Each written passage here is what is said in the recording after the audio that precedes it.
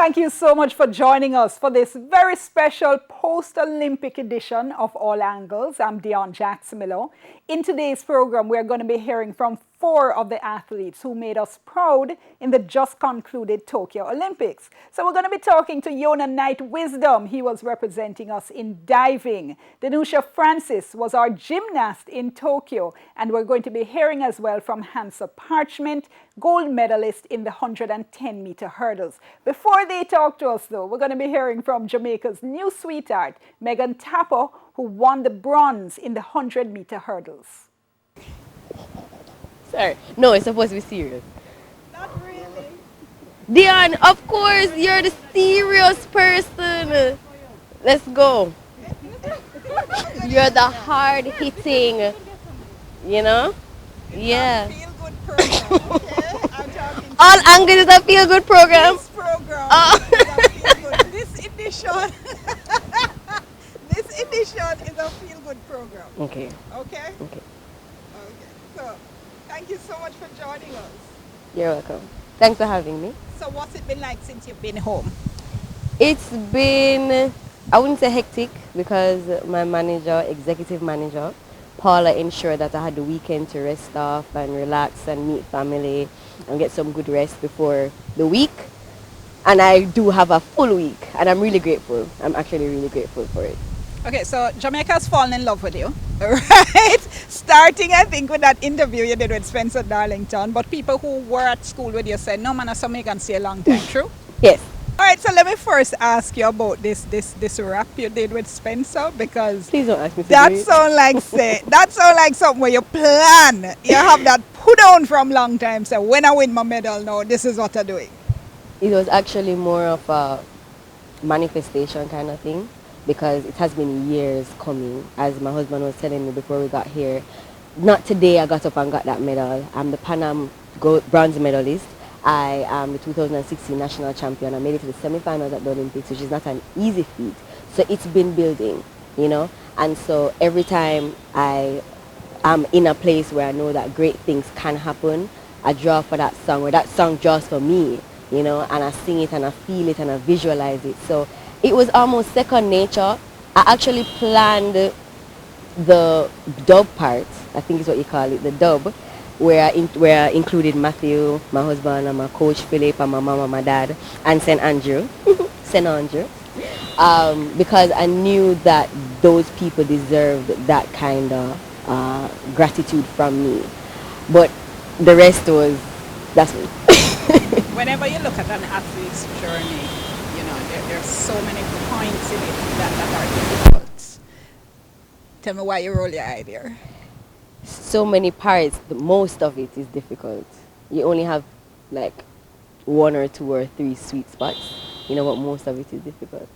And without the help of who I had in my corner, despite it not being the financial help that could have been seen as necessary, you know, we still got the job done. But I feel like Jamaica has so much unrefined talent, especially in track and field, that if corporate sponsors really joined in, you know, teamed up with the athletes in some kind of way to help us, because the other day I heard that one of our finalists at the Olympics was being helped by somebody who probably works in a supermarket. And I'm like, that's her financial back. How can somebody who makes the Olympic finals be backed by somebody who is barely even making it in Jamaica? You know what I mean? So, and she made it to the finals. So imagine if corporate Jamaica really stepped up, because the government can do so much and no more. And Babsy, I call her auntie because she has my back. Whenever I need anything, I can just call her. She won't reply to me, but she'll get her people to help me out. But they can do so much and no more. So corporate Jamaica, we can get a lot more out of track and field in Jamaica. In fact, as you said that, I saw a tweet by Bolt, I think it was either yesterday or day before, where he was saying, hey, you know, talking to the athletes and saying all these people are now running up into you and trying to get good publicity out of you. And he knows of athletes who had asked for help going into the Olympics and were turned down. And he said people must know their value. So in your context, does that have meaning for you? It absolutely had meaning, and we're really grateful that both stood in that gap for us in that situation. In what way? Just saying what he said, How you know. much are you expecting then more response as a result of him coming out and saying it? I mean, I've learned to not really expect anything, but I am hopeful because Jamaican people love the spirit, we love to win, and in order to win, we have to garner the resources, we have to get the resources to win, and I really believe that Jamaicans, will step up. We'll step up to the plate. Is that disconcerting for you that, one day a whole bunch of people don't even know who you are? And then the next day, all of a sudden, you're a household name in Jamaica. Everybody know you. Everybody want to take picture. How is that getting used to? Uh, as I've been saying, it has been a long time coming, and so I have a lot of friends who went through this, and they've experienced going from being nobody to somebody, and I like to learn vicariously from people. So instead of just running up into this experience without having any experience, I talk to them and draw information, draw anything that I can get from them, and so it's not shocking. I'm really, really grateful for the support and the love. It is amazing, and I would not change it for the world. Okay, so talk to me about husband as coach and coach as husband, because it's not unknown in track and field, but I know eyebrows were raised when you made the decision initially. So what informed the decision? Well, I my coach was Philip on Pride. I couldn't go to Austria and he couldn't come to Jamaica, so we needed somebody to fill in that gap. We couldn't find someone who was willing to do the arrangement that we wanted to, so Matthew actually decided to quit or give up his dream of becoming an athlete, which he was very capable of doing, to coach me.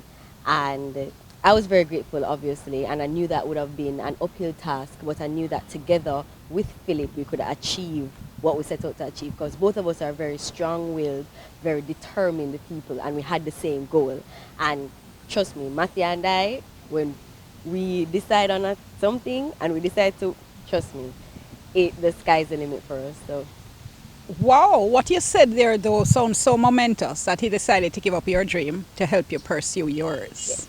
it's actually in line with what we planned to do when we were younger. So we're high school sweethearts, to say, and we spoke to someone, Bruce Bowen, who told us that, or advised us that in a relationship it's best that one person goes for the dream, the other one supports, instead of two trying to achieve two separate goals and coming up short because you need support.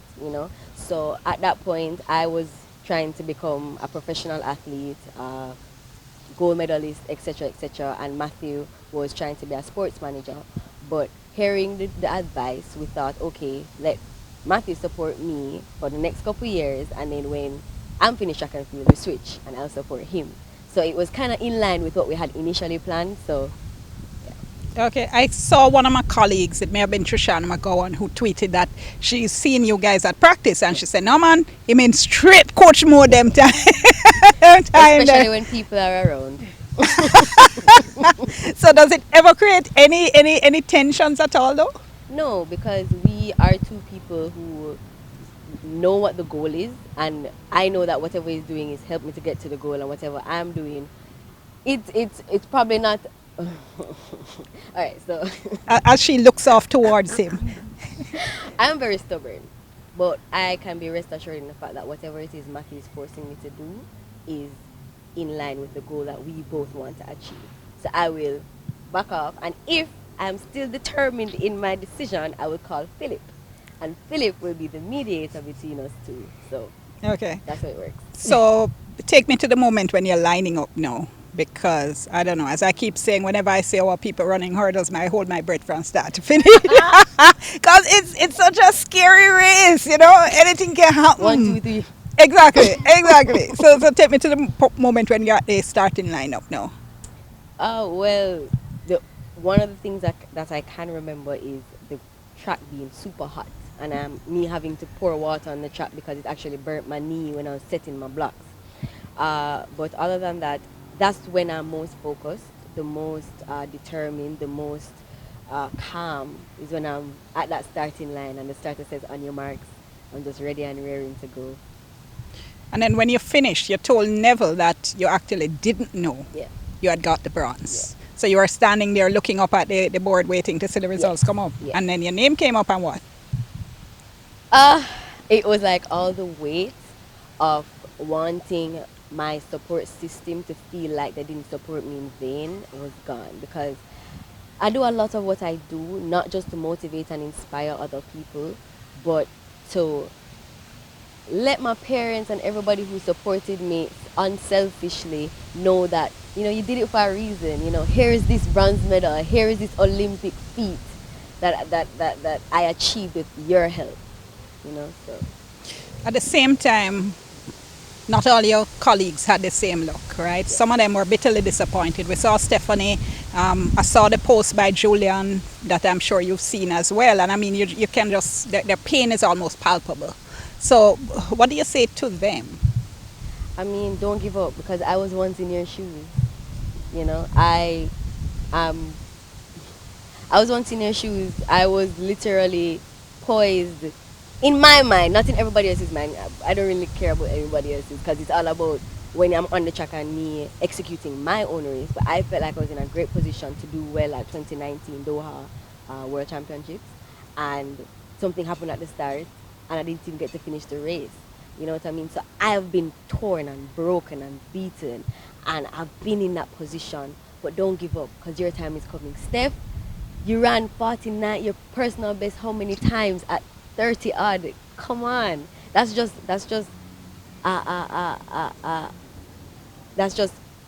evidence that anything is possible. Just keep trying, keep working. If it's something that you love, don't give up. I know it's hard. I know it's hard, and we know the work you put in, Steph, but it's coming. What you said to Julian? Just same thing. Just keep pushing, keep working. He's had an unfortunate career, like I would have had if I didn't get this bronze medal. Like if I stopped at World Championships and look back at, people would say, "Wow, so much close, opportunities, but missed opportunities." Don't give up. It's coming, and when it comes, it'll be the right time and the best thing. What's next for you? What's next for Megan? Well, I am currently training for the Diamond Leagues that hurdles are at. Unfortunately, I can't run the 100-meter right now, but my coaches are working on it. Well, yeah, training for the Diamond Leagues. I'm happy that my season isn't just finished, because that would just be a huge anticlimax, but that's what I'm working on now. Okay, thank you so much. Appreciate it. You're welcome.